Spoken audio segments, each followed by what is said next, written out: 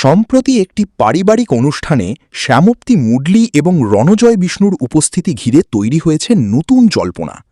অনুষ্ঠানে উপস্থিত লোকজন বলছেন, শ্যামপ্তিকে দেখে মনে হচ্ছিল তিনি অনেক শান্ত এবং সাবধানে চলাফেরা করছেন, আর রণজয়, তিনি নাকি পুরো সময় শ্যামপ্তির পাশেই ছিলেন। একজন অতিথি জানিয়েছেন, শ্যামপ্তি যখন বসছিলেন রণজয় নিজে চেয়ার টেনে দিলেন, যখন হাঁটছিলেন রণজয় নাকি হাত ধরে এগিয়ে নিয়ে যাচ্ছিলেন।